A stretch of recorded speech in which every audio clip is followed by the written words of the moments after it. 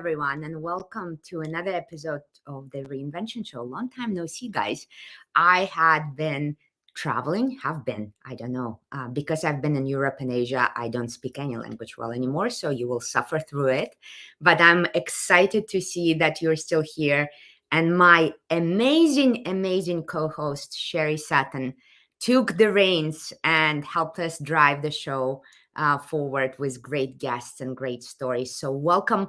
Let us know in the chat where you joining us from. Always excited to see the international crowd. So put in the chat where you join us from. I'm back in Columbus, Ohio for just another 5 days, and then I will be in Austria, Slovenia, Italy, and Croatia. So if you're coming to our Slovene get together next, I want to say Friday the 8th, check out the social media posting. We're going to have amazing Reinvention Society gathering in Slovenia. So please come join us. And Sherri, where are you joining us from? I'm in Tampa, Florida still, and we're in a bright, sunny day. So it's great to see everybody joining us. Beautiful. Olga is here in Slovenia. She's the one putting that get together. And Lorna is in South Africa. Always happy to see our certified reinvention practitioners here. Stas is in Belarus. Happy to see that. And Michael from the Global Alliance of Reinvention Professionals is here from Germany. More people are piping in. Great to see. This is the last show for the season. We'll take a break for all of July and a little bit of August and come back strong. And this is particularly special show because we have an amazing guest for you. For us, it's always important to bring consistent new ideas and the ideas that can take your reinvention practice forward. And as you remember, there's 3 core competencies. There's actually 7 of them, 7 pillars of reinvention, but there's 3 core competencies that really make or break any individual or collective effort when it comes to continuous proactive renewal of your life, career, your business, your product, and so on. And for us, those 3 competencies are anticipating change, designing change, and implementing change. And every time people take a Titanic syndrome test, testing those 3 competencies, are you closer to Titanic? Are you in the healthy waters?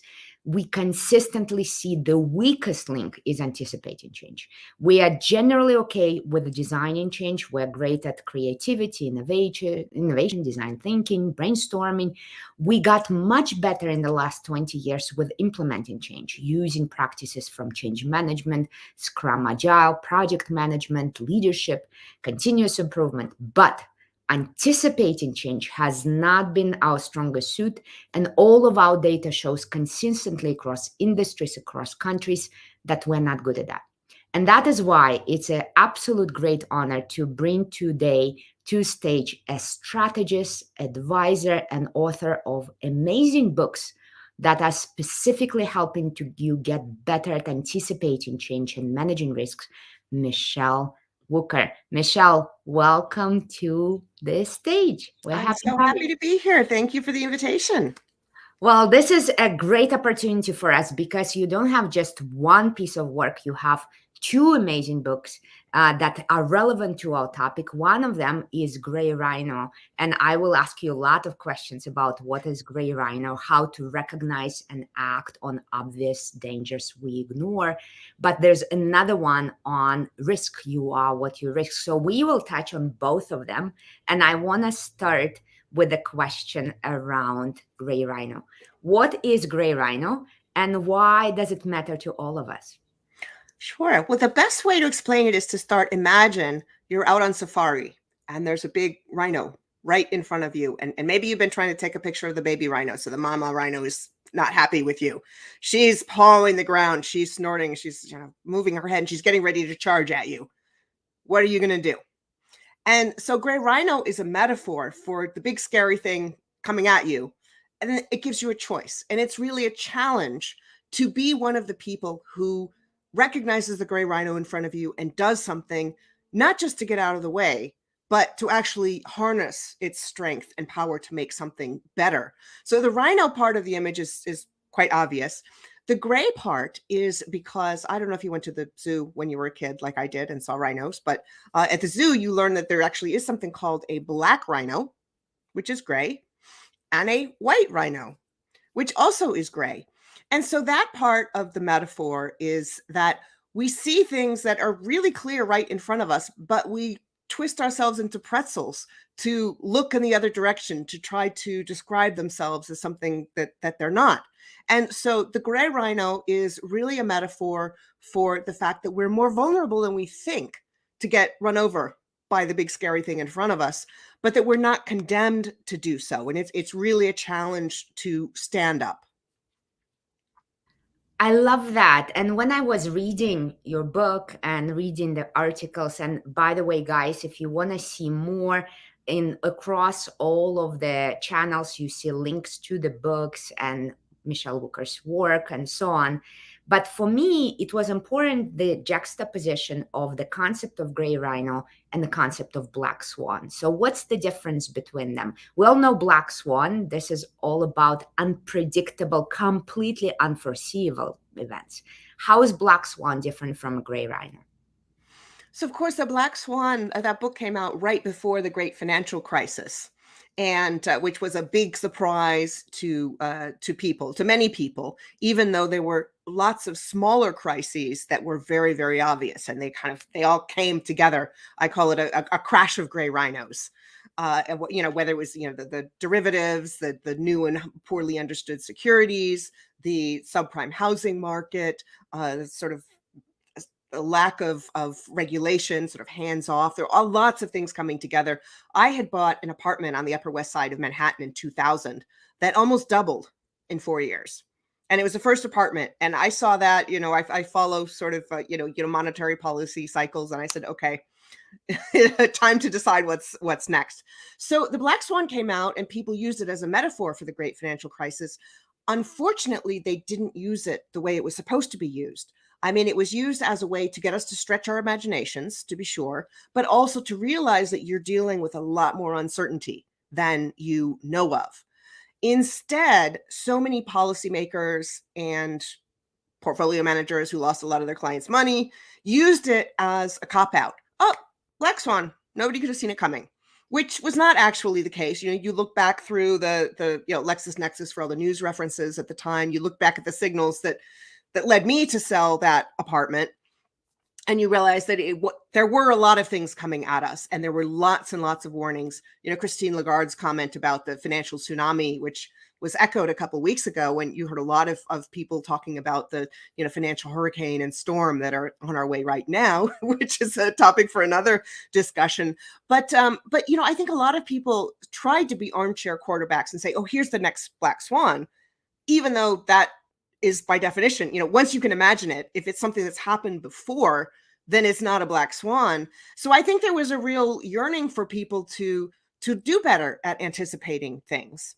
And the gray rhino, it arose separately from the Black Swan, from this question about why some leaders deal with things and others don't, from my work in financial markets, the comparison between the Argentinian and the Greek debt crises. But it's different. The Black Swan is something that you look behind you to see. You can only see it in hindsight. The gray rhino is something that you see ahead of you. And so they do go together, even though the idea of the gray rhino came up separately. So they're very complementary, I think. I absolutely love that. And I love that you're talking about anticipating change, because that is the one area where we have more questions and more people struggling. So I wonder if you could talk a little bit about how do we get better at that? And what are some steps that you could see that we could take that would help us to anticipate change a little better? That's such a great question. And it starts really with self-awareness. Awareness of how vulnerable we are to gray rhinos. It was very interesting when I first came up with the concept in 2012 and launched it at Davos at the annual meeting in 2013.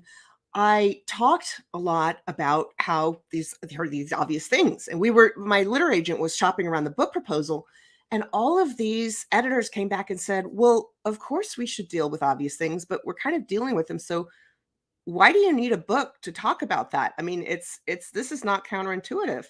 And I went, oh man, this is so counterintuitive. They don't even know it's counterintuitive, even though we have this related elephant in the room concept where there's something embarrassing that people don't talk about and they, by definition, do nothing, which this also stands in contrast to, that, I don't want to normalize doing nothing. And so we beefed up this point that, yes, we neglect them. And it's been fascinating to see. The Asian press has gotten it completely right. They know exactly what I'm talking about. They use it to frame financial risk from, central banks all over the place. But in the US, I still get a lot of this, well, the gray rhinos are only the ones that we don't pay attention to, which is not the point at all. So I feel like we may have overcorrected a little bit in responding to this really defensive pushback about, well, of course we deal with obvious things, but this self-awareness of that vulnerability is actually a strength. It's a real power. And so, I'm not scolding people. I'm saying once you recognize this, that gives you a competitive advantage. And so what you do about it, first, the gray rhino itself, picturing that image is meant to evoke an emotional connection. There have been times where I've got a room full of hundreds of people and show a video of a rhino coming at you and the whole room goes, and it's amazing to feel that energy. And from the policy world, which I spent a lot of time in, I know that, spreadsheets and analysis and brilliant proposals are one thing, but unless you have that emotional connection, you're not going to get anywhere. So that's part of what I'm trying to do. Picture the thing coming at you and, tattoo your problem on the forehead of that gray rhino that's coming your way, and do it regularly. Ask yourself, what's the big problem that I'm not dealing with? Or what's the big opportunity that I am missing?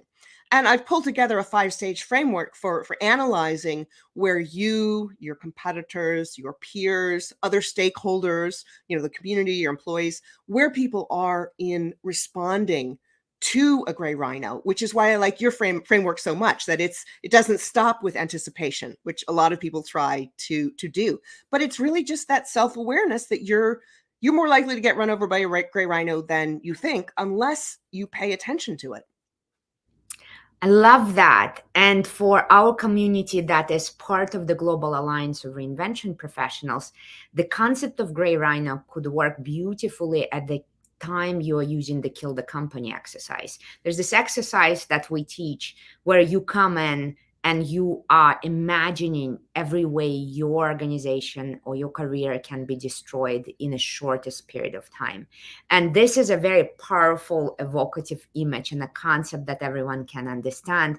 Gray Rhino could be used to map out all of those risks, which brings us to your second big topic, risk management, and the book You Are What You Risk and the risk fingerprint. And for me, the question here is, of course, what is a risk fingerprint? But very important, how do we develop a more productive relationship with the risk? Because I think most of us put risk into a kind of, I don't want to look at, it's not my friend. It's something that I tend to push back. How do we have a more productive relationship with risk? Such a great question. And I love your description. I call them PreMortems. And with actually some of my clients, I have a slide of a coffin, imagine what put your company under. And then the flip side is, okay, imagine you succeed. What does that look like too? So the new book is actually very interesting. It's a mirror to the Gray Rhino. So Gray Rhino came out and helped people to focus on how one of these gray rhino crises unfolded, from denial to muddling to diagnosing, panic, and finally action and tracking of the action, because it doesn't stop with just doing something. But as I was going around the world, readers kept asking me, how do I apply this to my personal life? Or they'd just tell me, hey, this is what I did with my personal life. It was really amazing.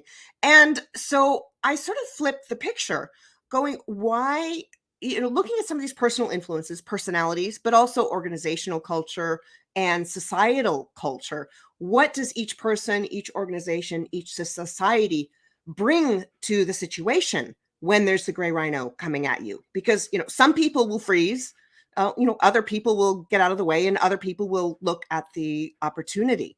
And so You Are What You Risk really looks at what you bring to a situation. There are 3 parts, like an actual human fingerprint. That's why we've got the fingerprint on the cover, the maze as the whorls and the arches and the loops. So the first part is what you can't change. It's your innate personality. It's, your founding story as your company. It's, all of the hundreds or thousands of years of history that's gone into your country. But, the arches and the whorls and the loops in your finger are things that you can't change. It's why it's such a great biometric identifier. And that involves, how you deal with risk and change, whether you are timid or brave, whether you are impulsive or methodical, whether you're anxious in the face of risk or whether you are calm. There's a tool I often use called the Risk Type Compass out of the UK that has 8 personality types around this. So first is awareness of your personality.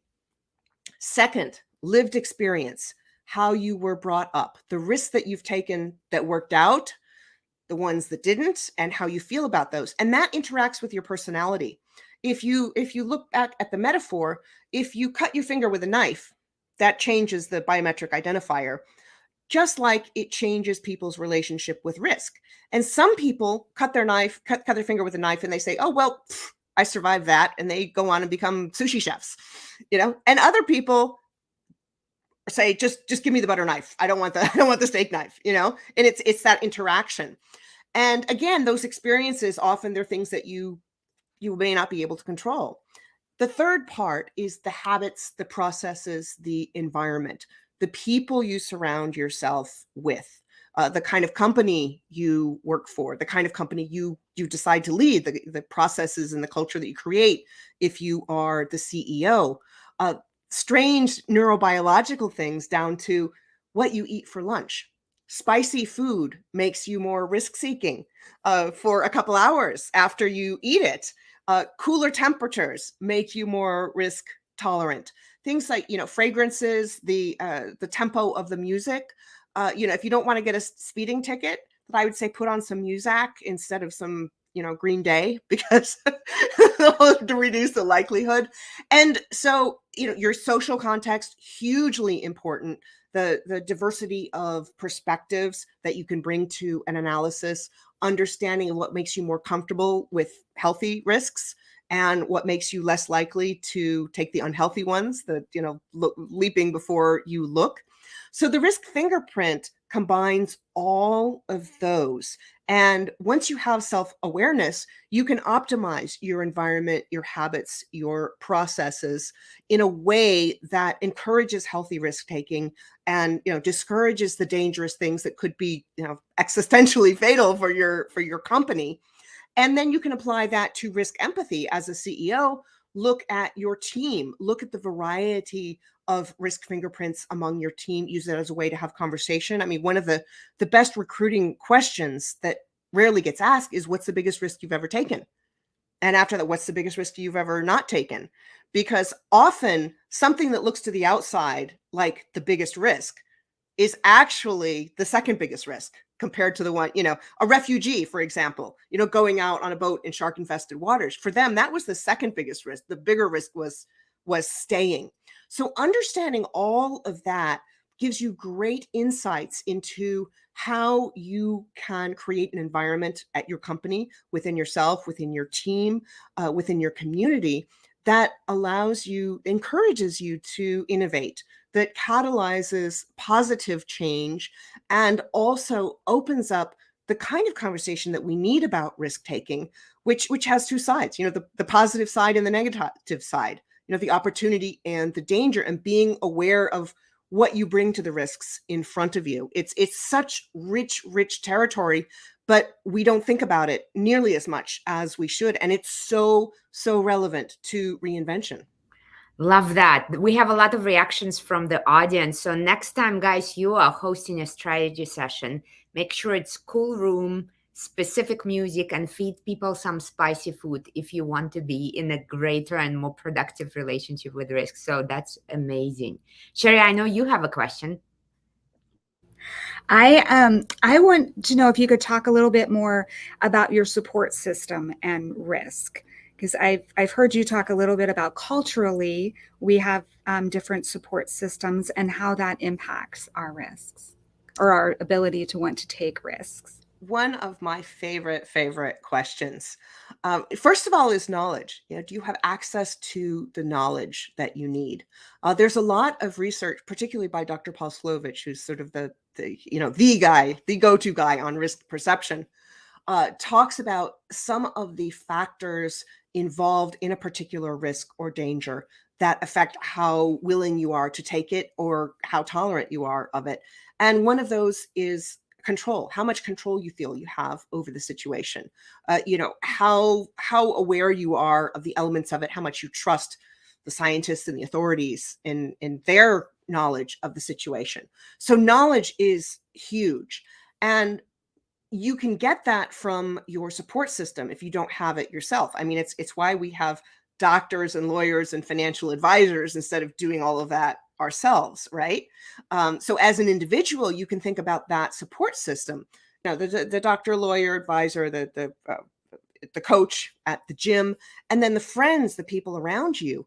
And my favorite is the chatty best friend. I don't know if you saw Crazy Rich Asians, the Aquafina character going, "Don't wear that red dress," or Joan Cusack for older generations. Any of those rom-coms where she's the sassy best friend who says the things that you don't want to hear. I have a sassy best friend, and like there are times when she'll say, "Look, Michelle, I know you don't want to hear this, but," and she's right, 99% of the time.